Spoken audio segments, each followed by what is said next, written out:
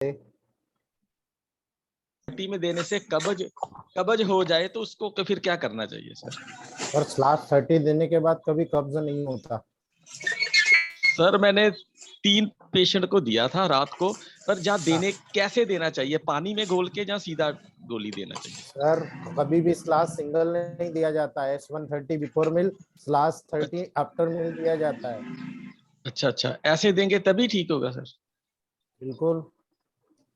25 साल में तो अभी तक कोई प्रॉब्लम नहीं आई सर मुझे। चलो मैंने तो पूछा था सर, भी शायद हमसे कोई गलती होगी देने में। कोई बात नहीं, आप ऐसा भी कर सकते हो, S130 को मॉर्निंग में दो, स्लाश 30 अच्छा को अच्छा, नाइट में दो, ऐसा भी कर ठीक है सकते हो। हर ठीक है पेशेंट्स ठीक की है। अलग अलग क्वालिटी होती है, उसी क्वालिटी के हिसाब से हमको मेडिसिन सेट करना पड़ती है।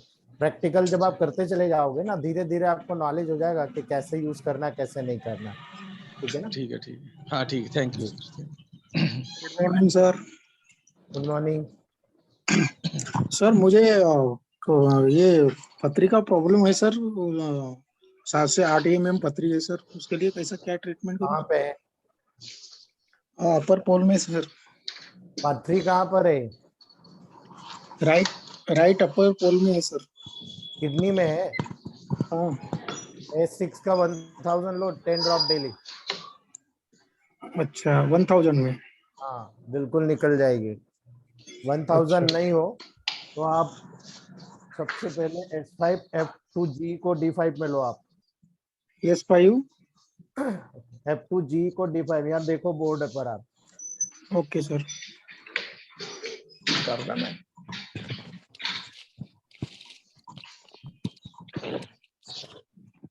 S6C6 L2Y को सेकंड में लो, S2C2C17 Ven1B को फर्स्ट में लो। 3 प्रोटोकॉल लो और साथ में S6 का 1000 लोगे तो मान के चलो 1 महीने के अंदर निकल जाएगी। दिन में 3 बार लेना है सर? बिल्कुल 4 बार। Okay sir, thank you sir. Sir good morning sir. Good morning Gangadhar sir. दोस्तों आज शुरू करते हैं हम। आज थोड़ा समय कम लूंगा, मुझे बारात में जाना है, लेकिन मेरा प्राथमिकता आप तो लोगों को पढ़ाना है दोस्तों। थोड़ा सा लंबा जाना है, लेकिन फिर भी मेरी प्राथमिकता है आप लोगों को पढ़ाना, इसलिए मैं आपको पढ़ा भी रहा हूँ बिना छुट्टी गैप लिए दोस्तों। तो आज हम ग्लोबल्स के बारे में बात करेंगे। ग्लोबल्स प्रिपरेशन कैसे होता है और ग्लोबल्स का क्या इंपॉर्टेंस है, क्यों दिया जाता है। ठीक है, तो दोस्तों आज शॉर्ट टर्म का रहेगा, कम समय का रहेगा, इसलिए आप लोगों से माफी चाहूंगा मैं, लेकिन जितना भी सिखाना चाहता हूं आज का टॉपिक आपके लिए बहुत इंपॉर्टेंट होगा दोस्तों, क्योंकि ग्लोबल्स प्रिपरेशन बहुत सारे लोगों को करते भी नहीं आता है। आप लोगों को सीखना है, आपको मैं बारीकी बता रहा हूं दोस्तों। इलेक्ट्रोमेपैथ में ग्लोबल्स कैसे मेडिकेटेड किया जाता है दोस्तों। अगर आपके पास RS बेस्ड मेडिसिन मौजूद है तो आप ग्लोबल्स बहुत इजीली प्रिपेयर कर सकते हो, लेकिन अगर आपके पास डिस्टिल वाटर बेस्ड मेडिसिन है तो आप ग्लोबल्स कैसे प्रिपेयर करोगे दोस्तों। कभी भी डिस्टिल वाटर बेस्ड मेडिसिन से ग्लोबल्स का प्रिपरेशन नहीं किया जाता है दोस्तों, याद रखिएगा। जितनी भी लिक्विड मेडिसिन है जो RS में बनी होती है उसका उपयोग किया जाता है ग्लोबल्स को प्रिपेयर करने में। ग्लोबल्स कई क्वांटिटी में कई क्वालिटी के प्रिपेयर किए जाते हैं, 20 ग्राम, 20 नंबर, 30 नंबर, 40 नंबर, 60 नंबर। ठीक है, ये अलग अलग नंबर के ग्लोबल्स आते हैं और अलग अलग नंबर के जो ग्लोबल्स आते हैं उसी के भी आते हैं। मैं आपको एक ऑडियो बना के डालूंगा शाम को, जिसमें आपको पूरा आपको मैं बता दूंगा कि ग्लोबल्स कैसे आते हैं, 20 नंबर कैसे आते हैं, आपको क्लियर हो जाएगा दोस्तों। ठीक है, या डिस्केट्स कैसी होती है, 1 ग्रेन की कैसी होती है, 2 ग्रेन की कैसी होती है, 3 ग्रेन की कैसी होती है, मैं सारी चीज आज आपको वीडियो बना के डालूंगा। उनको प्रिपेयर कैसे किया जाता है एज इट इज आपको मैं बताऊंगा दोस्तों। ठीक है, तो जब आप सबसे पहले ग्लोबल्स की बात करते हैं, ग्लोबल्स को जब प्रिपेयर किया जाता है तो बहुत सारी टेक्निक्स है और उन्हीं टेक्निक्स का उपयोग किया जाता है। सबसे पहले होता है सिंपल प्रोसीजर। ठीक है, सिंपल प्रोसीजर जिसको हम बोलते हैं डायरेक्ट मेथड, यानी आपके पास पेशेंट आया और अकॉर्डिंगली आपके पास तैयार नहीं है, पेशेंट को कंडीशन देखकर आपको तैयार करना है, ठीक है, आप उसको कर सकते हो। कैसे करोगे दोस्तों वो भी मैं आपको बता रहा हूं। एक सिंपल सी बात करें हम, ये 15 ग्राम की फाइल है आपके पास, ये 30 ग्राम की फाइल है आपके पास, ठीक है, दोनों में डिफरेंस होगा दोस्तों, ठीक है। 15 ग्राम की फाइल्स में थोड़ा सा खाली रखकर आपको ग्लोबुल्स प्रिपेयर करना, ऐसे 30 ग्राम में थोड़ा सा खाली रखें, ताकि जब आप यूनिवर्सली स्ट्रोक 2 शेक करो तो डेफिनेटली मेडिसिन मिक्सअप हो जाना चाहिए दोस्तों, ठीक है। यहां पर आपने ये ग्लोबुल्स को भर लिया, ठीक है, आपने ग्लोबुल्स को प्रिपेयर कर लिया। अब आपको मेडिसिन बनाना है, बच्चे को देना है आपको S10 C4 F1 WE, ठीक है। आपको ये मेडिसिन देना है, बच्चे के दांत निकल रहे हैं, ठीक है, आपको ये मेडिसिन देना है। तो S10 C4 F1 WE हो गई। अब यहाँ पर आपको देखना है कि 15 ग्राम में आप कितनी ग्लोबुल्स डालेंगे, ठीक है। एक रेशियो में अगर आपको बताऊंगा तो आपको नोट करना है दोस्तों, ठीक है। कई फाइल्स होती है, हाफ ड्राम, 1 ड्राम, ठीक है, 10 ml, 15 ml और 30 ml, ठीक है। तो आपको मैं इन्हीं का रेशियो बता रहा हूं। जब आपके पास हाफ ड्राम है तो 5 ड्रॉप डालना है आपको, ओनली 5 ड्रॉप। जब 1 ड्राम है तो आपको 9 to 10 ड्रॉप डालना है, ठीक है। जब 15 ग्राम, जो कॉमन रूप से हम लोग यूज करते हैं, 15 ग्राम हो तो 30 से 40 ड्रॉप डालिएगा। अगर आप 30 से 40 ड्रॉप डालते हैं तो भी लिक्विड बच जाता है, ठीक है, उसको ड्रेन करके आपको बाहर करना पड़ता है, इसलिए 30 ड्रॉप से ज्यादा नहीं डालने तो ज्यादा बेहतर होगा। आप इन्हीं मेडिसिन का मान लो S10 C4 F1 W का मिलकर बनाना है दोस्तों, आप सबकी इक्वल क्वांटिटी गिन लीजिए, किसकी ज्यादा रखना है किसकी कम रखना है, ये आपको शेयर जो उसका जो रेशियो होता है वो बनाना मैं सिखाऊंगा, तब आपको समझ में आएगा दोस्तों। अभी आप इतना मानिए कि मुझे 30 ड्रॉप डालना है, 30 ड्रॉप इन मेडिसिन की मिलाकर 30 ड्रॉप उसमें डाल दीजिए, कार्क लगाइए, अच्छे से मिक्सअप कीजिए, ये डायरेक्ट टू यूज ग्लोबुल्स तैयार हो गए दोस्तों। लेकिन याद रखिएगा, ये डायरेक्ट यूज ग्लोबुल्स तब काम करेगी जब वहां पर इक्वल प्रोपोर्शन में वहां पर मेडिसिन मिक्सअप हो चुकी होगी दोस्तों, ठीक है। अगर ज्यादा मेडिसिन होती है तो आप उसको ड्रेन कर दीजिए, आप बहा दीजिए और वहां पर ग्लोबुल्स को बंद कर दीजिए। क्वांटम टेक्निक है दोस्तों। मेडिसिन की आइडियल मात्रा वो मात्रा होती है जिसमें ग्लोबुल्स पूर्ण रूप से मॉइस्चर हो जाए, यानी पूर्ण रूप से नमी आ जाए ग्लोबुल्स में, एक एक ग्लोबुल्स में RS बेस का जो मेडिसिन की मात्रा है वो उसमें डिप कर जाए। लेकिन याद रखिएगा दोस्तों, जब भी आप डायरेक्ट मेडिसिन बनाते हैं सॉफ्ट नहीं होती, हार्ड मेडिसिन होती, क्योंकि ऊपर ऊपर आपको RS मिल जाएगा लेकिन डीप सीटेड RS वहां पर नहीं जा पाएगा ग्लोबुल्स में। जब पेशेंट ग्लोबुल्स को चबाएगा तो ऊपर ऊपर नरम रहेगा लेकिन अंदर कड़क रहेगा दोस्तों। इसीलिए इसमें फ्रूट आप याद रखिएगा, इस जब आप 15 ग्राम की ग्लोबुल्स का फाइल बनाते हैं तो उसमें फ्री फ्लूइड बिल्कुल नहीं होना चाहिए दोस्तों।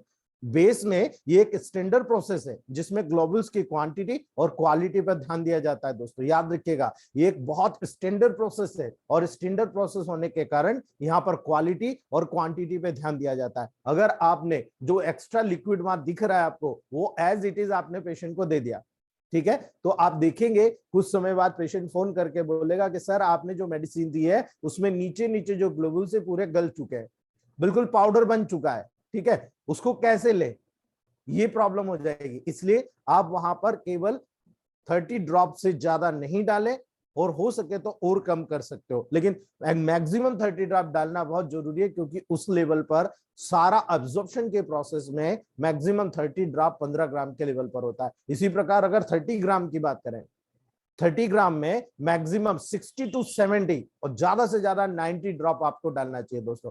अगर आप यहाँ पर ग्लोबुल्स की क्वालिटी भी होती है दोस्तों, मैं आपको वो भी शो करूंगा। जब आप ग्लोबुल्स की क्वालिटी देखते हो तो एक होती है नॉन सल्फर और एक होती है सल्फर, यानी सल्फर युक्त हल्की हल्की सी पीली दिखती है वो सल्फर युक्त होती है, और एकदम जो व्हाइट होती है वो नॉन सल्फर होती है। नॉन सल्फर ग्लोबुल्स में बहुत तेजी के साथ ग्लोबुल्स एब्जॉर्ब करती है मेडिसिन को, इसलिए वहां पर 90 ड्रॉप भी पर्याप्त होती है, 90 ड्रॉप आप डाल सकते हो। लेकिन ज्यादातर ग्लोबुल्स जो लोकल मार्केट में आती है दोस्तों वो सल्फरेटेड होती है, इसलिए आप ज्यादातर दोस्तों वहां पर 70 to 80 ड्रॉप, मैक्सिमम आप 70 मान के चलो, 70 ड्रॉप से ज्यादा आपको नहीं डालना है दोस्तों, नहीं तो ग्लोबुल्स पिघल जाएगी, ठीक है। इसीलिए दोस्तों 70 ड्रॉप डालकर अच्छे से शेक कर लीजिए, ये आपकी ग्लोबुल मिक्स हो जाएगी दोस्तों, याद रखिएगा आप। इसीलिए इसके बाद आप फाइल को बंद कीजिए, अच्छी तरीके से यूनिफॉर्म चेक करते जाइए, आप देखियो सारे के सारे ग्लोबुल्स मॉइस्ट हो जाएंगे। इसके बाद भी यदि कुछ लिक्विड बचता है तो उसे कैप को रिलीज करके वहां से लिक्विड को आप निकाल दीजिए दोस्तों, बाहर निकाल दीजिए, ठीक है।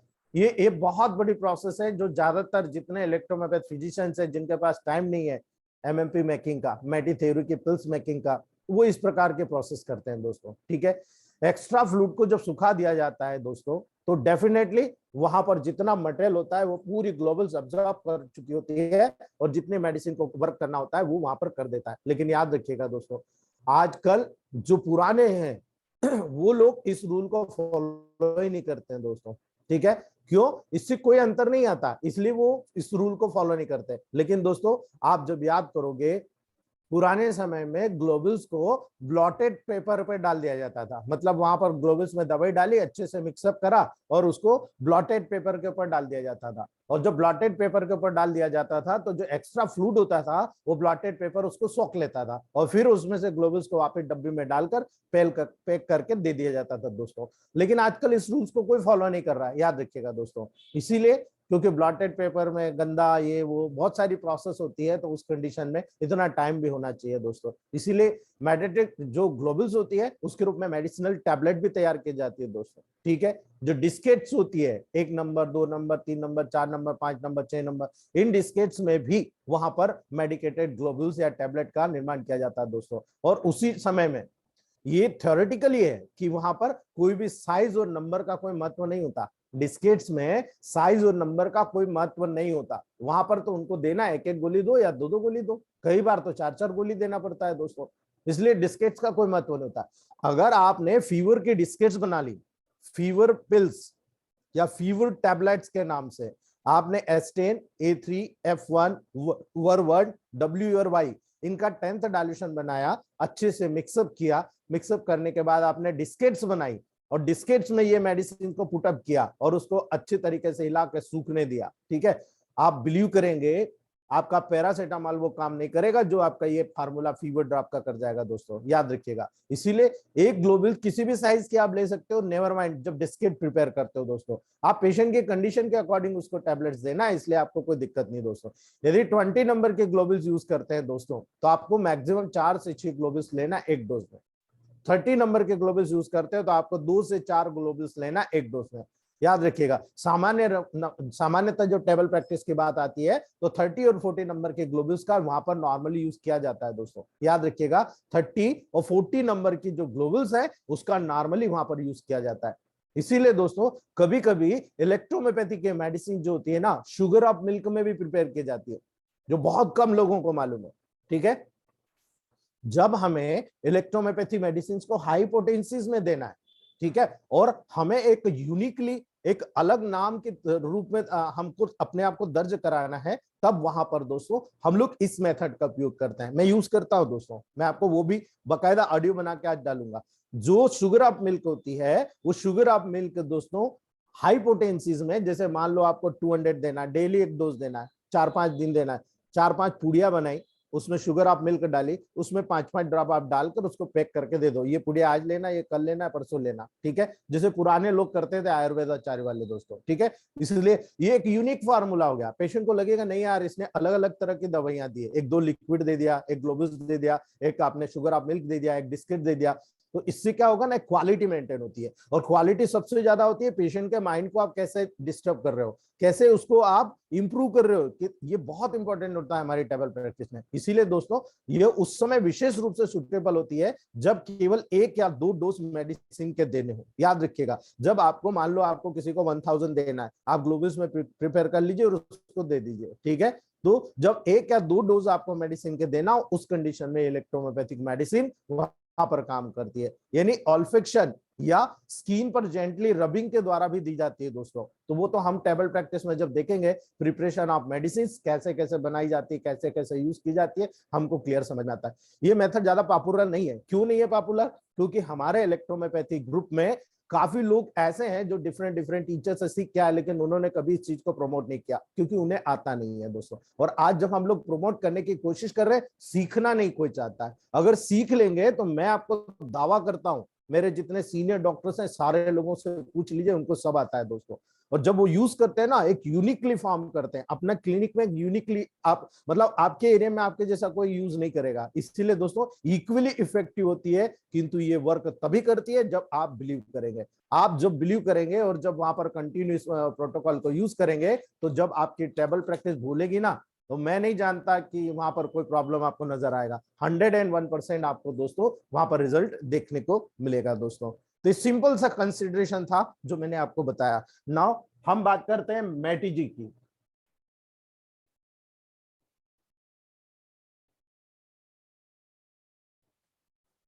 मैटी जी की बात करते हैं हम दोस्तों, इसको हम बोलते हैं मैटी थेरेपी।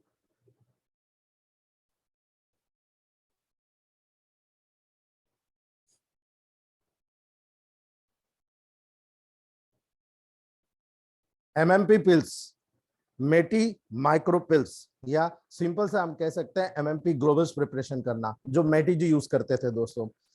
मेटी जी जब एमएमपी ग्लोबल्स को प्रिपेयर करते थे तो उनका जो स्पेजरिक आता था दोस्तों, वो आरएस में बना हुआ आता था। और आरएस में बनने मतलब डिस्टिल वाटर बेस रहता था, उसको D4 में आरएस बेस करते थे और उसके अकॉर्डिंग वहां पर दोस्तों वो प्रिपरेशन करते थे ग्लोबल्स का। और वही ग्लोबल्स आज तक चला आ रहा है दोस्तों। तो जब एमएमपी ग्लोबल्स बनाया जाएगा दोस्तों, तो वहां पर मैटिस थ्योरी के आधार पर जब डायल्यूशन थेरेपी दी जाएगी तो आपको उसकी टेक्निक बनाना पड़ेगा। और टेक्निक ये होती है, आपको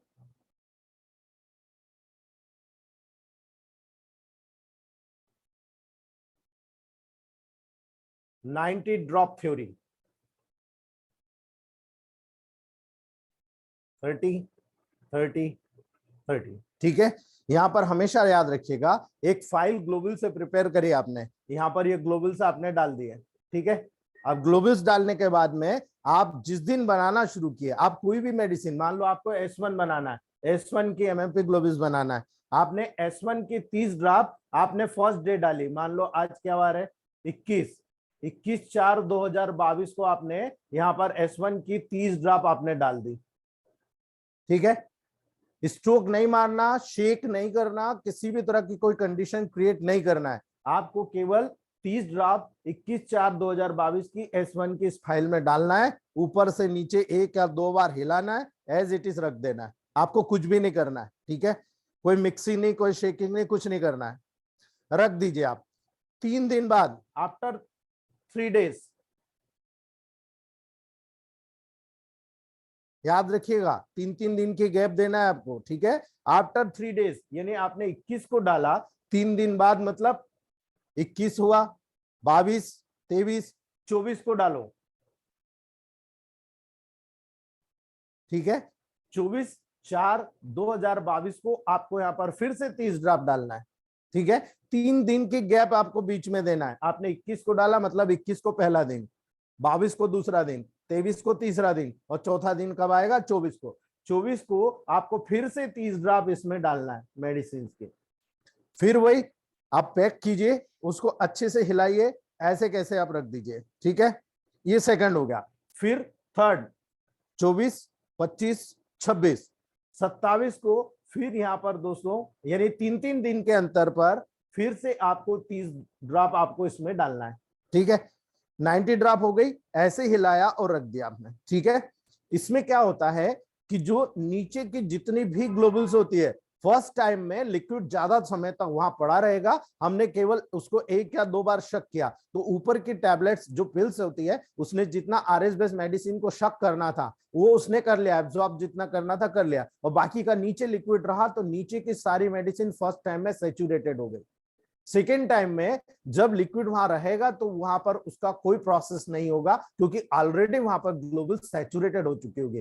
तो आरएस धीरे धीरे ऊपर के साइड आएगा, वो ऊपर के साइड आएगा तो एब्जॉर्प्शन होता है, आरएस उड़ता है, ठीक है। अब जब वहां से ऊपर की तरफ आएगा तो आधी ग्लोबल्स ऊपर की फिर से सैचुरेटेड हो चुकी होगी दोस्तों, ठीक है। उसके बाद में जब थर्ड टाइम आप करोगे तो वहां पर पूरी ग्लोबल्स का लेवल पूरा सैचुरेटेड हो चुका होगा। और जब 90 डेज मतलब 90 ड्रॉप की 9 डेज के बाद में जब आप ग्लोबल्स को टच करोगे ना उंगली पर लेकर, तो एकदम अगर हल्का सा प्रेशर करोगे तो वो बिल्कुल भूसा बन जाएगी, सॉफ्ट हो जाएगी, ठीक है। और इतनी क्वालिटी मेंटेन करती है, उसकी एक एक ग्लोबल्स में इक्वली मेडिसिन जा चुकी होगी, और एक एक ग्लोबल्स, और उसी हम बोलते हैं एमएमपी ग्लोबल्स। और इस एमएमपी ग्लोबल्स का एक ग्लोबल भी अगर आपने किसी मतलब पर्टिकुलर पार्ट में डाल दिया, लिक्विड में डाल दिया, घोल दिया, और पेशेंट को कह दिया कि हाँ साहब आप इसको यूज कीजिए, दोस्तों उसका रिजल्ट ही ऑथेंटिक मिलेगा। आप सोच नहीं सकते इतना जेन्युइन रिजल्ट आपको वहां पर देखने को मिलेगा दोस्तों। इसे कहते हैं एमएमपी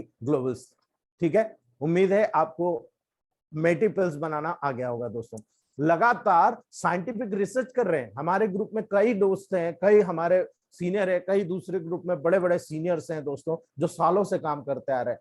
लगातार साइंटिस्ट रिसर्च हो रहा है दोस्तों, और ये कंफर्म हो रहा है दोस्तों, हमारा विश्वास जो जागृत हो रहा है कि रेमेडीज के सॉल्यूशन यूज करना बहुत ज्यादा फायदेमंद होता है दोस्तों। लेकिन अभी भी इसके बारे में किसी को नॉलेज आता है ना, वो सर्व नहीं करता, वो किसी को बताता नहीं, और जब बताता नहीं तो आप बात मानोगे दोस्तों, वही का वही शॉर्ट में साइंस रह जाता है। इसीलिए दोस्तों ये प्रूव हो चुका है कि यदि लार्ज क्वांटिटी वाले फ्लूइड में सॉलिड ड्रग की स्मॉल क्वांटिटी डालकर उसको डिसॉल्व करते हैं, सावधानी पूर्वक हिलाते हैं, जिससे पूरे फ्लूइड में ड्रग के पार्टिकल डिफ्यूज हो जाते हैं, घुल जाते हैं। इसीलिए ड्रग स्वयं अपनी पूरी क्षमता से उस इक्वली उस ग्लास वाटर में डिसॉल्व हो जाता है। इसका मेन मतलब क्या होगा दोस्तों? इसका मेन मतलब ये होता है कि इस ड्रग के मॉलिक्यूल्स जो कि वहां पर मिक्स हो जाते हैं और बार बार कंपोज करने पर अलग अलग भागों में बढ़ जाते हैं, उनके मॉलिक्यूल्स जो होते हैं ना भाई, एक आपने ग्लोबुल्स डाला और इतना बड़ा लिक्विड है, तो वहां पर क्या होगा, वो डिस्ट्रीब्यूट हो जाता है दोस्तों। इसीलिए जब आप डिसॉल्व ड्रग सॉलिड के रूप में, गैसेस के रूप में कन्वर्ट हो जाता है। This is the fact friends, याद रखिएगा। जब ड्रग मॉलिक्यूल को आप बार बार कंपोज करते हैं, अलग अलग भागों में डिसॉल्व हो जाएगा, और जब उसको आप वहां पर सॉल्वेंट के जैसे बढ़ाया जाएगा, ठीक है, जैसे उसको आप डिफ्यूज करोगे, घोलोगे, तो क्या होगा, सॉल्वेंट के जैसे आप उसको काम कर रहे हो दोस्तों। तो इस कंडीशन में क्या होगा, जब डिसॉल्व ड्रग सॉलिड के रूप से गैसेस के रूप में कन्वर्ट हो जाती है दोस्तों, यही सबसे बड़ा फैक्टर होता है। आपको पता है हमारी बॉडी में गैसेस सबसे पहले एब्जॉर्ब होती है, ठीक है, जो गैसेस होती है वो सबसे पहले एब्जॉर्ब होती है, और यही सबसे बड़ा फैक्टर था जिसको देखकर मैटी जी ने ग्लोबुल्स को एक कप पानी में या एक गिलास 180 ml पानी में डिसॉल्व करके पिलाना शुरू किया दोस्तों। और इन्हीं के कारण इनके बीच बीच में जो मुख्य डिफरेंसेस होंगे, वो सॉलिड ड्रग के मॉलिक्यूल्स आपस में समीप में पैक रहते हैं दोस्तों, और दूसरी तरफ ग्लोबुल्स में मॉलिक्यूल टूटकर अलग हो जाते हैं। जब आप यहाँ पर किसी मेडिसिन को देखोगे, उनके मॉलिक्यूल्स इस तरह से मिक्सअप होते हैं दोस्तों, ठीक है, लेकिन आप जब 180 ml में आपने 2 ग्लोबुल्स को डिसॉल्व किया, तो ये आप देखो इनके बीच में गैप हो गई, यानी ये मॉलिक्यूल्स जब डिसॉल्व होगा तो फैलेगा।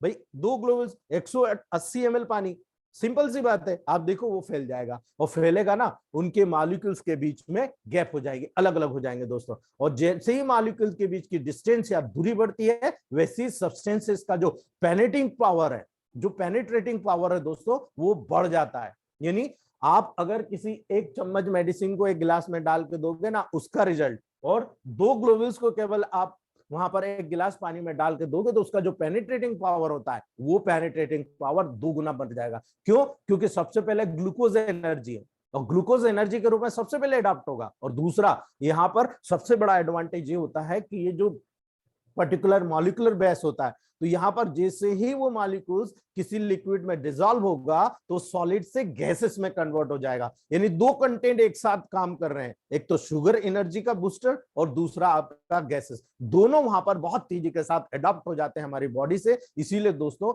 इन रेमेडीज का, इसीलिए मैटी रेमेडीज का यूज बहुत डीप में किया जाता है। यदि आप रेमेडीज को देखोगे, ये सॉल्यूशन में दी जाएगी, तो इसकी जो काम करने की क्षमता होती है ना, आप डायरेक्ट ग्लोबुल्स बना के दे रहे हो, है ना, वो आपका मान लो कि 2 mm की जगह, या मान के चलो 2 आर्गन पे काम करेगा। लेकिन जब आप इस रेमेडी को इस प्रकार से घोल कर दोगे, आप देखोगे दोस्तों बहुत दूर तक, बहुत ही डीपली ग्रेट पेनिट्रेटिंग पावर हो जाएगा। जहां कोई मेडिसिन नहीं जा सकती, वहां पर इसका पेनिट्रेटिंग पावर उसको लेकर चला जाएगा। यानी सॉलिड फॉर्म में दी गई रेमेडी की तुलना में इस प्रकार से डाइल्यूट करके दी गई रेमेडी की मात्रा और उसकी जो पेनिट्रेटिंग पावर होती है, कार्य करने की क्षमता होती है, बहुत डीप में होती है दोस्तों। इसीलिए मैटी थेरेपी का उपयोग करने की सलाह दी जाती है कि आप कीजिए।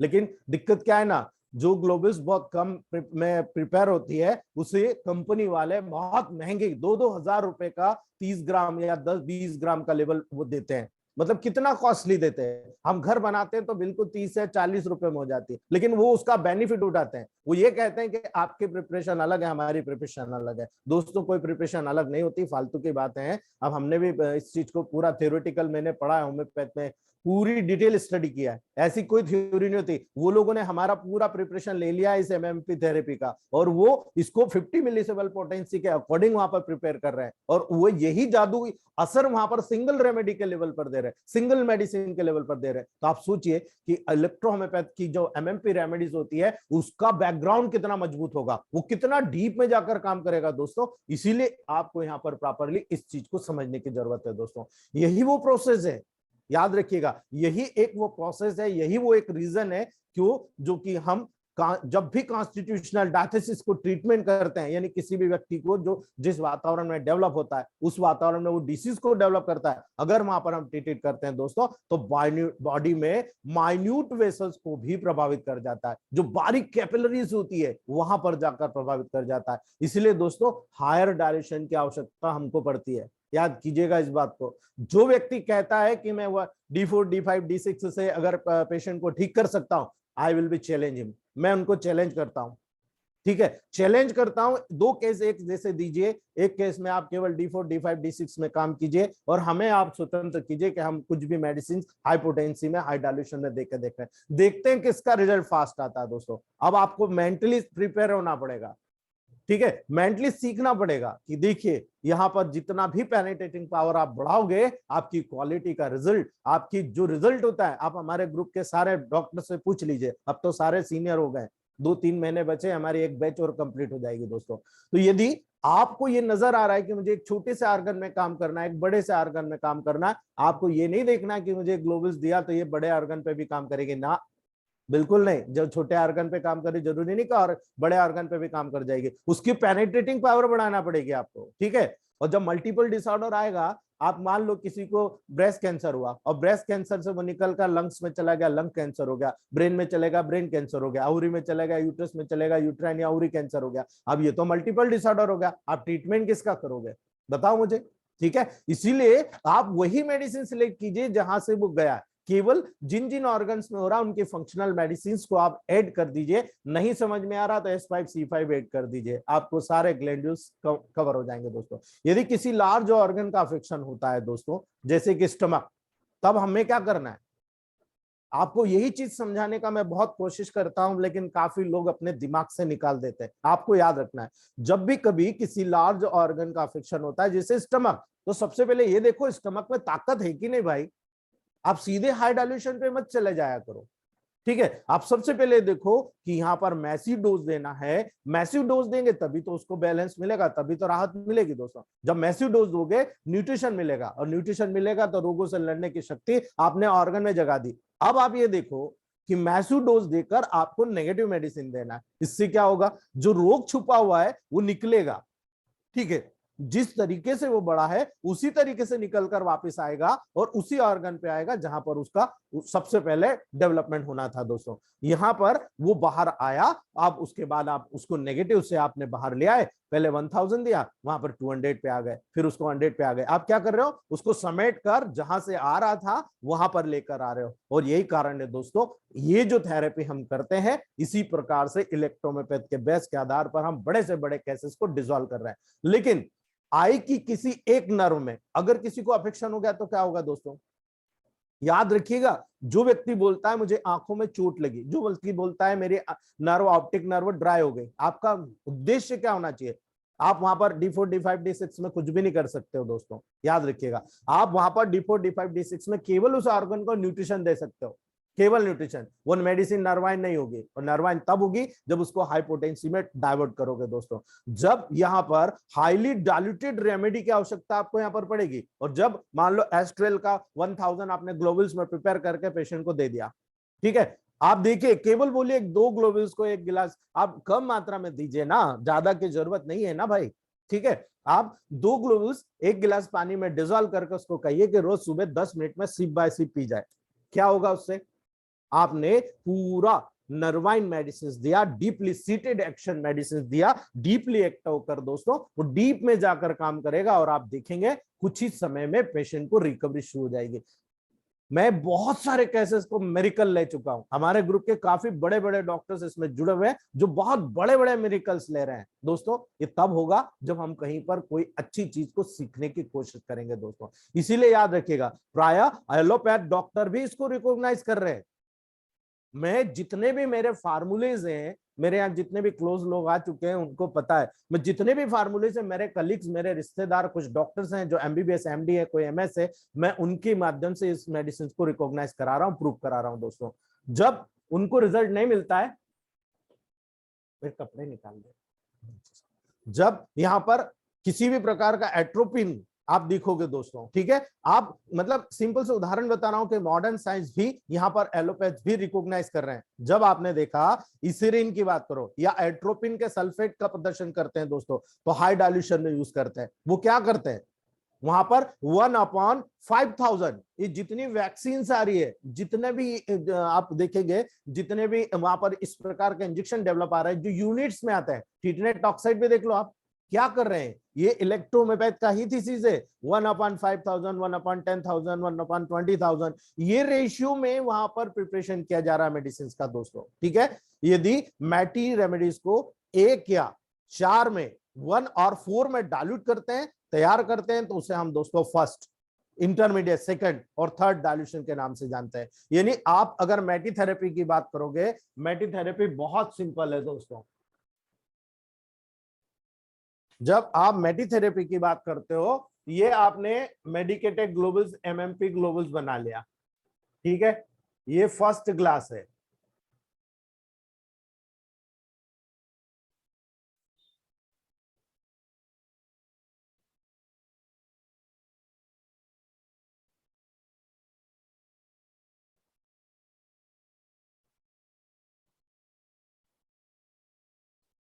ठीक है दोस्तों, ये 3 ग्लास मैंने बनाया, आपको दिख रहे हैं आपको, ठीक है, फर्स्ट, सेकंड और थर्ड ग्लास। इसके आगे भी मैटी जाते हैं, ठीक है, लेकिन मैक्सिमम मैटी थ्योरी के हिसाब से मानना होता है दोस्तों कि वहां पर इन थर्ड ग्लास के लेवल पर, यानी इसीलिए ज्यादातर डॉक्टर क्या बोलते हैं, D4, D5, D6 में काम कीजिए, ठीक है, लेकिन वो ये नहीं जानते मैटी थेरेपी अलग है, हमारा डाइल्यूशन थेरेपी अलग है, ठीक है। तो यहाँ पर जब 1 या 2 ग्लोबुल्स को आपने यहाँ पे डाल दिया, यहाँ पर 180 ml पानी है, ठीक है, आपने 180 ml डिस्टिल वाटर में 2 ग्लोबुल्स को डिजोल्व करा। डिजोल्व करने के बाद ये डायरेक्ट मैटी जी का फंडा होता था, जब भी न्यूट्रिशन देना होता था, ये फर्स्ट ग्लास उठा के दे देते थे पेशेंट को, ठीक है। आप भी ऐसे ही कीजिए, एक छोटी बॉटल ले लीजिए डिस्टिल वाटर की, उसमें 2 ग्लोबुल्स डाल दीजिए, डिजोल्व कर लीजिए, 1 या 2 ग्लोबुल्स वहां पर डिजोल्व कर लीजिए और पेशेंट को दे दीजिए, ठीक है। 1-1 चम्मच दिन भर में 3 से 4 बार लो। ये थ्योरी है, सिंपल थ्योरी, ठीक है। आप कोई सी भी ग्लोबुल्स, मान लो कि इसको बहुत ज्यादा ब्लोटिंग हो रहा है, स्टमक में प्रॉब्लम है, S1 की 2 ग्लोबुल्स डाल के दे दी, आप देखो 5 से 10 मिनट बाद ही उसको फायदा होना शुरू हो जाएगा, यानी 1-1 चम्मच देने से फायदा होना शुरू हो जाएगा। लेकिन दिक्कत क्या होता है ना, मल्टीपल डिसऑर्डर होता है, जब यहाँ पर बहुत सारी प्रॉब्लम्स आती है, वो आगे डिस्कस करते हैं। तो यहाँ पर आप जब इस प्रकार से यूज करते हो, आपको लगता है कि नहीं साहब एक्यूट केस है तो आपने ये दे दिया, सब एक्यूट केस है तो वहां पर आपको ये देना, और क्रॉनिक केस है तो आपको वहां पर थर्ड ग्लास देना, ठीक है। तो ऐसी कंडीशन में जब एक लोकल ऑर्गन्स पर है तो फर्स्ट ग्लास दिया जाता है। अब आपको सेकंड ग्लास बनाना, तो ऐसा नहीं है कि सेकंड ग्लास में भी ग्लोबुल्स डालोगे, ये जो फर्स्ट ग्लास आपने बनाया था, इसमें से 1 चम्मच यानी 5 ml आपने लिया और यहां से उठाकर आपने सेकंड ग्लास में डाल दिया और यहाँ पर आपने डिजोल्व कर लिया, उसको मिक्स कर लिया, ठीक है। तो ये फर्स्ट ग्लास का 5 ml लेकर सेकंड ग्लास में 5 ml डाल दिया, ये आपका सेकंड डाइल्यूशन बन गया। और इस सेकंड डाइल्यूशन को अच्छे से आपने मिक्सअप किया, ये डेफिनेटली यहाँ पर दोस्तों पूरी प्रोसेस को आपने कंप्लीट किया। आपको जब जरूरत होती है सब एक्यूट डिसीज की, तब वहां पर आपको इस प्रकार का यूज करना है। थर्ड होता है, इस सेकंड ग्लास का 5 ml लेकर इस 5 ml को आपको थर्ड ग्लास में डालना है, ठीक है। ये मिक्सअप करना है, ये मिक्सअप करके दोस्तों आपने यहां पर देखा ये थर्ड ग्लास का प्रिपरेशन हो चुका है, ठीक है। इस प्रकार से आगे आप 10th ग्लास तक जाते हैं, ठीक है, याद रखिएगा 10th ग्लास तक आपको यहाँ पर देखने को मिलेगा। फर्स्ट, सेकंड, थर्ड ऐसे बढ़ाते चले जाओ, 10th ग्लास तक आपको देखने को मिल जाएगा और आपका पूरा मैटी थ्योरी का ग्लोबुल्स आपका प्रिपरेशन वहां पर डाइल्यूशन के रूप में हो जाएगा दोस्तों, ठीक है। इसको डिस्क्राइब करते हैं आगे दोस्तों। जब आप यहां पर कोई भी डाइल्यूशन, पहले क्या होता था दोस्तों, इसके अलावा कोई डाइल्यूशन यूज नहीं करते थे, परंतु याद रखिएगा आज के समय में जब आगे पॉल्यूशन बढ़ रहा है, मल्टीपल डिसीजेस डेवलप हो रही है, तो उसके कारण क्या हो रहा, कोई डाइल्यूशन पहले यूज नहीं किया जाता था, परंतु आज के समय में आगे के डाइल्यूशन का भी यूज किया जाने लगा। यानी ऐसा कोई कारण नहीं है कि वहां पर आप एक ग्लोबुल्स को 6 ऑन्स वाटर में या 180 ml वाटर में डालकर नेक्स्ट डाइल्यूशन एक ग्लोबुल्स के लगभग 1/4 भाग में दोस्तों वहां पर वाटर में डाइल्यूट करके, यानी यहां से उठाया और यहाँ डाला, यहां से उठाया यहाँ डाला, इस प्रकार के दोस्तों आगे आप बढ़ा सकते हो। जरूरत हो तो बहुत से इंटरमीडिएट डाइल्यूशन को ट्राई करना चाहिए, यानी आप ये मत निश्चित कर लीजिएगा बस 3 ग्लास में आपका काम हो गया, ऐसा नहीं है। जब कैंसर हो गया, डिजनरेटिव डिसीज हो गई, तो आपको जाना पड़ेगा 6ठे 7वें 8वें क्लास, पाइल्स हो गया 6ठे 7वें 8वें क्लास में जाना पड़ेगा दोस्तों। तो ऐसी कंडीशन में दोस्तों यदि जरूरत हो तो बहुत से इंटरमीडिएट डाइल्यूशंस को आपको ट्राई करना चाहिए दोस्तों। जैसे कि एक ग्लोबुल्स को 1 कप में आपने डाल लिया, ठीक है, या 1 ग्लास में आपने डाल लिया, आपने डाइल्यूशन बना के दे दिया, ठीक है। इससे क्या होगा, जरूरी नहीं है कि मैटी जी ने जिस तरीके से डाइल्यूशन दिया था उस अनुपात में ही आप बरकरार रखें, ऐसा जरूरी नहीं है दोस्तों, ठीक है। एक साधारण तरीका उन्होंने देखा था, ये मेडिकेटेड था, साधारण तरीका देखा था कि यार मेरे पास पेशेंट आते हैं, हम गरीब लोग हैं, मैं ऐसे ही दे रहा हूं, ऐसा कर रहा हूं, तो वो क्या करते थे, डायरेक्ट ग्लोबुल्स को डाला और दे दिया। किसी भी बुक में नहीं लिखा कि इतने ml में इतना इतना डालना है, नो, कहीं नहीं मिलेगा आपको जिक्र, ठीक है। इसीलिए दोस्तों ये एक साधारण आसान तरीका था, इसीलिए उसे उन्होंने इस कंडीशन के अनुसार रेमेडी देने का तरीका इजाद किया था दोस्तों। इसीलिए फर्स्ट ग्लास जो थेरेपी होती है, फर्स्ट ग्लास डाइल्यूशन दोस्तों, एक ग्लोबुल्स को 1 गिलास पानी में डालकर, वो पानी गर्म हो या ठंडा ये आपके ऊपर डिपेंड करता है, ठीक है। या आप दूध में भी डाल सकते हो, फीका या मीठा दूध हो, डिजॉल्व करके आप बना लीजिए। इसका उपयोग फ्रीक्वेंटली दोस्तों हर घंटे पे 1-1 चम्मच के रूप में करना चाहिए था, और उसे हर घंटे में 1-1 चम्मच देकर। अब ये पॉसिबल है क्या दोस्तों, मैं जॉब करता हूं, मैं आपको पढ़ाता हूं, कोई बोलता है मैं फलानी जगह जॉब करता हूं, मुझे इतना टाइम नहीं है, क्या करोगे आप, सबसे बढ़िया तरीका ग्लोबल चूसने को दे दो आप, ठीक है। मुश्किल है ऐसे लोगों, इसीलिए मैटी थ्योरी कहीं ना कहीं थोड़ा सा अंधेरे में चली गई दो, लेकिन बहुत ऑथेंटिक रिजल्ट मिलते हैं दोस्तों। दूसरा होता है कि जब सेकंड या थर्ड डाइल्यूशन बनाना हो तो दोस्तों कुछ रेमेडीज के सेकंड और थर्ड डाइल्यूशन ग्लोबुल्स के द्वारा भी प्रिपेयर की जाती है, ठीक है, उनसे ही सेकंड और थर्ड डाइल्यूशन बनाया जाता है। जैसे कि फर्स्ट डाइल्यूशन बनाया गया था किसी की ऑर्डिनरी स्ट्रेंथ की ग्लोबुल से, वहां पर पेशेंट के हाथ में कोई सेकंड या कोई थर्ड डाइल्यूशन की ग्लोबुल्स ना हो, तो आप उस कंडीशन में क्या करेंगे, यानी आप अगर वहां पर प्रिपेयर अलग अलग करते हो, आपने फर्स्ट डाइल्यूशन को आरएसबीएस बनाया, सेकंड बनाया, थर्ड बनाया, आपने उसको ग्लोबुल्स को प्रिजर्व कर लिया, ठीक है। आपको क्या देना है, आप 10th तक ग्लोबुल्स को प्रिजर्व कर लीजिए, first second third fourth fifth 6 7 8 9 10 तक एमएमपी ग्लोबुल्स बना लीजिए। हर मेडिसिन का बना सकते हो, ढेर लग जाएगा आपके यहाँ, ठीक है। तो ऐसी कंडीशन में जब आपको सेकंड डाइल्यूशन की जरूरत है, सेकंड की ग्लोबुल्स दे दो, थर्ड की जरूरत है, थर्ड की दे दो, 10th की जरूरत है, 10th की दे दो दोस्तों। तो जब आप इस प्रोसेस का जनरेशन करते हैं दोस्तों, तो आप देखेंगे ऑर्डिनरी स्थिन की ग्लोबुल से भी वो रिजल्ट आपको देखने को मिल जाएगा जो कभी भी आपको टेबल प्रैक्टिस में देखने को नहीं मिलेगा दोस्तों, याद रखिएगा। इसीलिए जब मैंने आपको सिखाया कि फर्स्ट सेकंड थर्ड इस तरह से बनाना, तो फर्स्ट डाइल्यूशन ऊपर दी गई प्रोसीजर के अनुसार बनाइए, उसे किसी चम्मच के सहायता से लेकर 5-5 ml आप ट्रांसफर करते रहिए दोस्तों, और ये इस प्रकार से आपका फर्स्ट सेकंड थर्ड डाइल्यूशन तैयार हो गया दोस्तों। लेकिन कई बार होता है लाइटर या इंटरमीडिएट डाइल्यूशन की जरूरत होती है, तो दोस्तों मैटी जी के अनुसार एक ग्लोबुल्स को 1 लीटर वाटर में डालकर तैयार करके दे दीजिए, सामान्यतः वो भी इफेक्टिव होगा दोस्तों। क्यों, क्योंकि ग्लोबुल्स के रूप में जा रहा है, एनर्जी के रूप में जा रहा है, और जब उसको डिसॉल्व करोगे वो गैसेस के रूप में कन्वर्ट हो जाएगा। और यही कारण है दोस्तों, इसे हम जब इस प्रकार की कंडीशंस को क्रिएट करते हैं, ये भी वहां पर डीप में जाकर काम करेगा। यानी अगर प्रैक्टिशनर इसे स्पेशली ग्लोबुल्स को वहां पर एक प्रकार से डिस्टिल वाटर में घोलकर उपयोग करता है, तो उसे डाइल्यूशन के नाम से जाना जाता है। और ये कहा जाता है बॉइल्ड पानी हो, फिल्टर पानी हो, डिस्टिल वाटर हो जिसका पीएच 6 to 7 के बीच में हो, यदि वहां पर ऐसे पानी में डालकर दी जाए, किसी ग्लास में ग्लोबुल्स को डाली जाएगी, तो 5 मिनट में बिना किसी चम्मच के वहां पर ऑटोमेटिक घुलकर मिक्स हो जाती है दोस्तों। इसीलिए आप उसको चम्मच से भी घुलकर तोड़कर मिक्स कर सकते हो, ठीक है। कुछ समय में ही पूरे ग्लास में डिफ्यूज हो जाता है, उस डिफ्यूज हुए पार्ट को आप दोस्तों वहां पर डिसॉल्व कर सकते हो, और डिसॉल्व करके वहां पर हर प्रकार से हर डिसीज के लेवल पर आप वहां पर मेडिसिन के रूप में इसको जनरेट कर सकते हो दोस्तों। ये छोटे छोटे टिप्स हैं जो मैडी थ्योरी के लेवल पर मैंने आपको बताया दोस्तों, उम्मीद है आपको समझ में आया होगा दोस्तों। आज हम यही रखते हैं, मुझे परिवार में बारात में जाना है, तो मैं आप लोगों से सॉरी कहूंगा दोस्तों, ठीक है। हेलो, ठीक है दोस्तों, ठीक। आज माफी चाहूंगा, आज मेरे अंकल के ओके। यहाँ शादी है, तो मुझे आज बारात में जाना पड़ेगा। बार बार मिसेस उधर से आवाज दे रही है मुझे। ठीक है, सर कोई नहीं सर, आप enjoy कीजिए। थैंक यू और अपने सर, लिए भी थैंक time यू, कोई निकालिए। बात नहीं। Sir, thank you. Good morning, good thank morning. You sir ji, thank you. Okay, कल मिलते हैं दोस्तों।